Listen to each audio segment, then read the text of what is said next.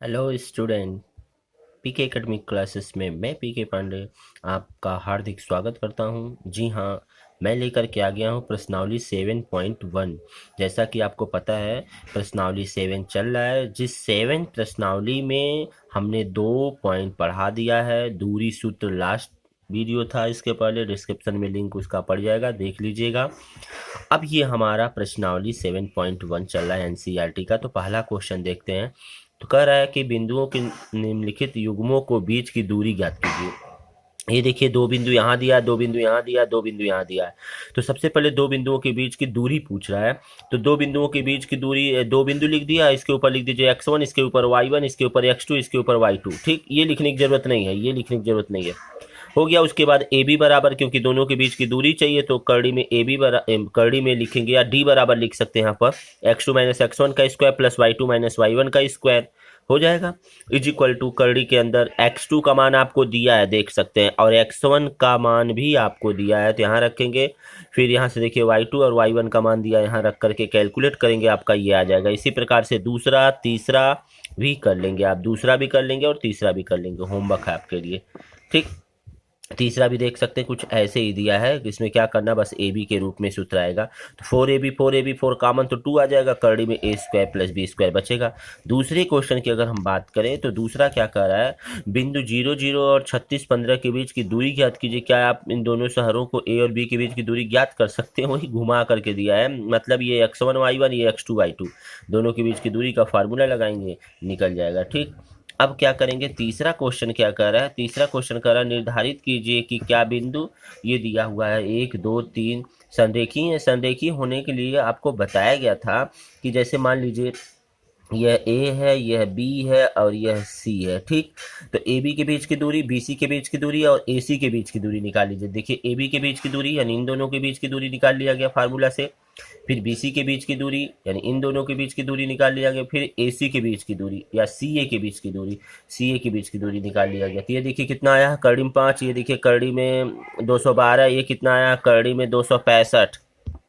उसके बाद आपने देखा इनमें से दो लोगों को अगर जोड़ दिया जाए, करड़ी में 5 और करड़ी में 65, 265 को जोड़ा करड़ी में 5 और करड़ी में 265 को जोड़ा जाए तो इसके बराबर नहीं हो रहा है।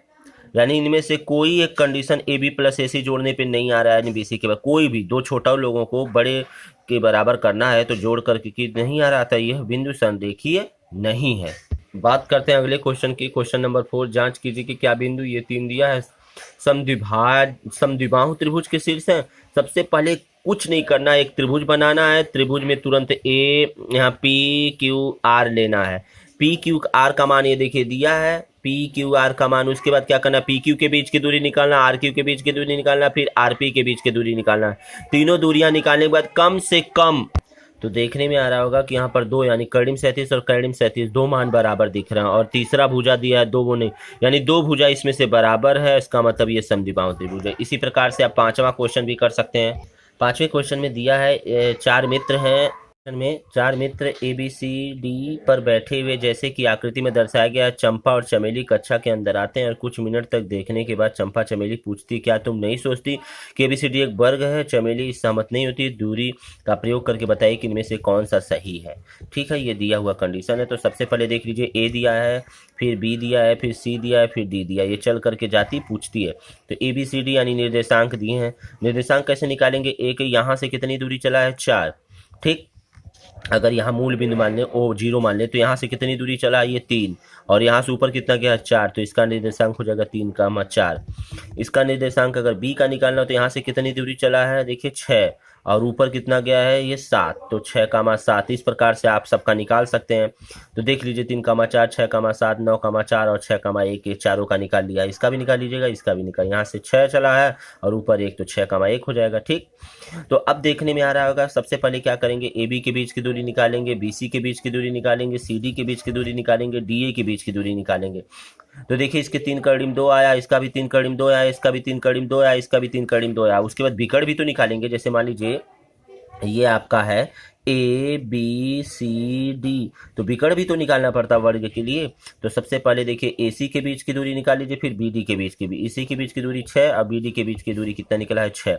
क्या देखने में आ रहा है कि इनकी भुजा भी बराबर दिख रही है और इनका जो ये विकर्ण है ये भी बराबर दिख रहा है, अतः वो सही है कि हाँ वो वर्ग ही बन रहा है जिस रास्ते से वो चल करके आई है। ठीक, देखने में आ रहा होगा कि ए सी बराबर बी डी है, चारों भुजाएं ए बी सी डी सबके समान है और विकर्ण ए सी और बी डी भी समान है, अतः चतुर्भुज ए बी सी डी एक वर्ग है, यानी चंपा सही है। छठवें क्वेश्चन की यदि हम बात करते हैं तो निम्नलिखित बिंदुओं द्वारा बने चतुर्भुज ये बताइए, यदि बताइए अपने उत्तर की गणना भी करना है आपको। ठीक है, यदि कोई है तो जैसे 1 2 3 4 या 4 बिंदु, प्रत्येक जगह 4 बिंदु या 3 क्वेश्चन दिया है, तो सबसे पहले बताना है कि चतुर्भुज है कि नहीं है। तो ध्यान दीजिएगा, माना ए दिया है, फिर उसके बाद बी सी डी सबका मान लिख लिया है, फिर ए बी के बीच की दूरी, बी सी के बीच की दूरी, सी डी के बीच की दूरी वाला फार्मूला सब लगा लेंगे यहाँ से, और डी ए के बीच की दूरी। ठीक, तो A B B C C D D A देख लीजिए, सबका मान 2 करीब 2 2 करीब 2 2 करीब 2 आया।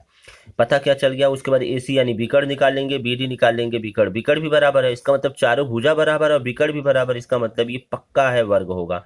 तो देख लीजिए, इस तरीके से देख सकते हैं कि चारों भुजाएं हैं और विकर्ण ए सी और बी डी भी समान है, अतः चतुर्भुज ए बी सी डी एक वर्ग है। इसी प्रकार से अगला निकालेंगे 1 2 3 4, तो इसको निकालने के लिए क्या करेंगे, फिर वही कंडीशन देख लीजिए। निकालने के बाद ये बिंदु निकाला है और निकालने के बाद ये इस पे दिखाने के लिए कह रहा था। अगला देखेंगे, माना बिंदु दिया हुआ तीसरा और कह रहा है कि ए बी सी डी इस तरीके से निकालेंगे, सबका मान निकाल के देखेंगे कितना आ रहा है। तो इस प्रकार से देखिए 3 करीब 2 आ गया, सी डी का भी मान आ गया, ए सी का भी मान आ गया, ए डी बी डी का भी मान आ गया, यानी ये विकर्ण है, विकर्ण 2 है, यहाँ भी विकर्ण 2 करीब 2 आ रहा है। इसका मतलब ये भुजा तो बराबर है लेकिन विकर्ण बराबर नहीं, अतः ये चतुर्भुज होगा। कौन सा? समांतर चतुर्भुज होगा।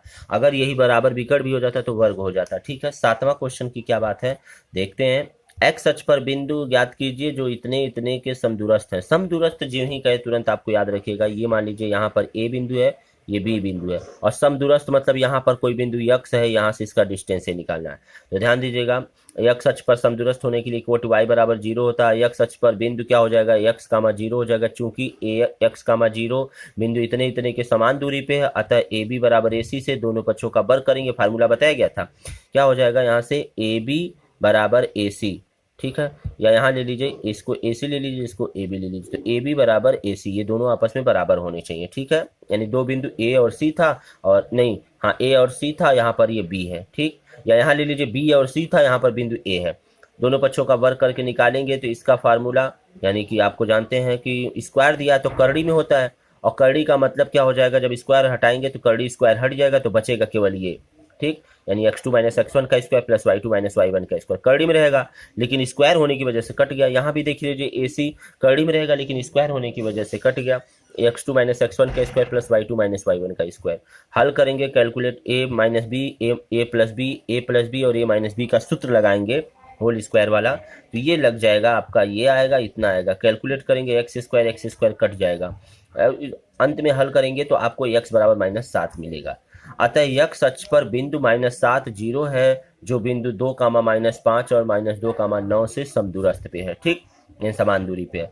8वें क्वेश्चन की यदि हम बात करते हैं तो y का वह मान ज्ञात कीजिए जिसके लिए बिंदु 2 कामा -3 और ये दिया हुआ है के बीच की दूरी 10 मात्रक है, यानी p और q के बीच की दूरी 10 मात्रक है। तो ध्यान दीजिएगा, ऐसे है, ये p है और ये q है, तो इनके बीच की दूरी 10 दिया है, और यहाँ पर देखिए p का निर्देशांक दिया है 2 कामा -3 है, इसका निर्देशांक दिया है 10 कामा y, तो y का मान पूछ रहा है। तो पी क्यू बराबर 10 मात्रक, तो आप जानते हैं d बराबर करड़ी में x2 माइनस x1 का square plus y2 minus y1 का स्क्वायर, तो बराबर d करिए, चाहे इधर लिखे चाहे इधर, तो d की जगह पर 10 दिया है, पी क्यू की जगह पर सूत्र लगाया गया है। उसके बाद इसको दोनों पक्षों का वर्ग, पहले इसको थोड़ा सा कैलकुलेट कर लें, 8 का स्क्वायर प्लस y प्लस 3 बराबर 10, दोनों पक्षों का वर्गमूल ले लें, वर्गमूल ले लेंगे, वर्ग कर देंगे, वर्गमूल में वर्ग कर देंगे, तो देखिए करड़ी गायब हो जाएगा, यहाँ से इसको कैलकुलेट करके ये लिखा है, करड़ी गायब हो जाएगा, इधर स्क्वायर हो जाएगा, तो 10 हो जाएगा, और ये करड़ी गायब, थोड़ा सा इधर भेजेंगे तो हो जाएगा y square plus 6y minus 27 हो जाएगा घटाने पर, तो ये 27, इसका वर्गमूल कर, इसका मतलब गुणनखंड करिए तो आना चाहिए 6, तो 9 त्रिक 27 और 9 में से 3 जाएगा 6, तो ये देखिए 9 माइनस 3y, ये गुणनखंड किया गया है, इसमें से y कॉमन ले लेंगे तो y प्लस 9 होगा, और -3 कॉमन ले लेंगे तो y प्लस 4 हो जाएगा बराबर 0। ठीक, y प्लस 9 और y माइनस 3 एक ब्रैकेट में y प्लस 9 हो जाएगा, दूसरे में y माइनस 3 हो जाएगा। एक बार y बराबर 0 करेंगे तो 9 आए माइनस 9 आएगा, एक बार y बराबर माइनस 3 करेंगे तो ये 3 आएगा। इस प्रकार से लग गया।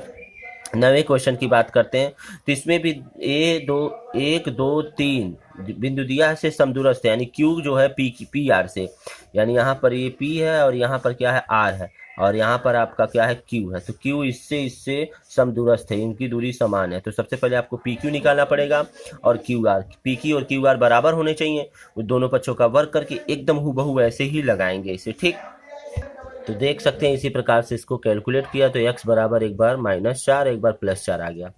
चूंकि r या इतना हो जाएगा या तो ये हो जाएगा, तो क्यू आर बराबर इनके बीच की दूरी निकाल लेंगे, क्यू आर के बीच की दूरी यहाँ निकालेंगे 41 कड़ी में मात्रक आ रहा है। इसका मतलब पी आर के बीच की दूरी अगर निकालेंगे तो आएगा, फिर पी आर बिंदु इतने दो बिंदु अलग अलग दिए ना, दोनों बिंदुओं के लिए एक बार क्या करेंगे इसके लिए निकालेंगे, ठीक है, आर का मान और पी के बीच की दूरी, क्यू आर और क्यू आर के बीच की दूरी, एक बार माइनस के लिए निकालेंगे, ठीक, एक बार प्लस के लिए एक बार माइनस के लिए, तो दोनों को हल करेंगे तो दोनों सेम आ रहा है। इसका मतलब कह सकते हैं कि ये दिया गया कंडीशन हमारा समदूरस्थ है। 10वां एंड लास्ट क्वेश्चन कह रहा है एक्स और वाई ऐसे संबंध ज्ञात कीजिए कि एक्स वाई बिंदु इतने समदूरस्थ है। वही कंडीशन कह रहा है, यानी ऐसे दिया है, यहाँ पर दिया है आपका, मान लीजिए ए है, ये बी है और यहाँ पर कोई बिंदु एक्स है, तो मान लेते हैं या ऐसे ले लेते हैं, यहाँ बी ले लेते हैं, यहाँ सी ले लेते हैं और यहाँ पर कोई बिंदु ए ले लेते हैं, तो इसकी दूरी तो ए बी हो जाएगा और इसकी दूरी ए सी, तो दोनों बराबर हैं आपस में, ये दोनों बराबर हैं। इसका मतलब दोनों पक्षों का वर्ग करेंगे, एकदम हूबहू जैसे पुराना लगाया है वैसे ही इसको भी लगाना है, ठीक। जिस प्रकार से देख सकते हैं, जिस प्रकार से पुराना लगाया है उसको भी इसी प्रकार से लगा सकते हैं। इस प्रकार से आपने देखा ये 10 क्वेश्चन कंप्लीट हो गया। यदि वीडियो अच्छा लगा हो तो लाइक तथा शेयर जरूर करें और चैनल पर नए जुड़े हैं तो चैनल को सब्सक्राइब करके बेल आइकन जरूर दबा लें। तब तक के लिए धन्यवाद।